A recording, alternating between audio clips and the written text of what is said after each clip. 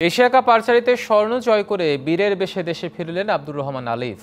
Asia কাপে শ্রেষ্ঠত্ব অর্জনের পর আলিফের নজর এখন 2018 লস অ্যাঞ্জেলেস অলিম্পিক্সে। এদিকে আলিফের এমন সাফল্যে খুশি কোচিং স্টাফ থেকে শুরু করে ফেডারেশনের কর্মকর্তারা। তাকে গড়ে তুলতে চান ভবিষ্যতের তারকা হিসেবে। রোমান্স আনার পর এশিয়া কাপ আর্চারিতে দ্বিতীয় স্বর্ণ জয় বাংলাদেশের। দেশের ক্রীড়া অঙ্গনে আর্চারির আরেকটি আন্তর্জাতিক সাফল্য, আর সেই সাফল্যের নায়ক একজন আব্দুর রহমান আলিফ।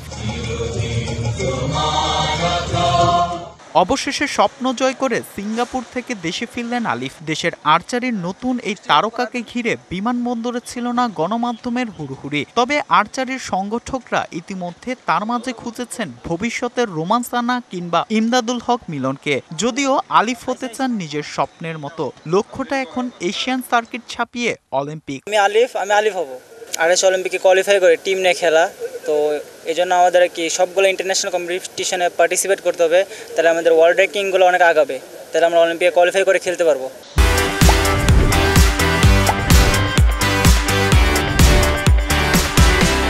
বিকেএসপি থেকে উঠে আসা আলিফকে বরণ করে নিতে বিমানবন্দরে ছিলেন ক্রীড়া সংস্থাটির মহাপরিচালক, ছিলেন বিকেএসপির শিক্ষার্থীরাও। এশিয়া কাপের শ্রেষ্ঠত্ব অর্জনের পর আলিফের স্বপ্ন এখন 2028 অলিম্পিকে।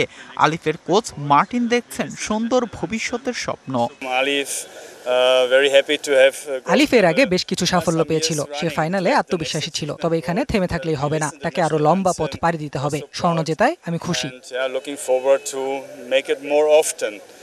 ওর সাফল্যটা আসবে সেটা ধরে নিয়েই কিন্তু আমরা 3টা কনসেপ্ট পেপার তৈরি করা হয়েছে। ইন্ডিভিজুয়াল গেমসে ভালো কিছু করলে সম্ভবত আর্চারি হবে সবার আগে।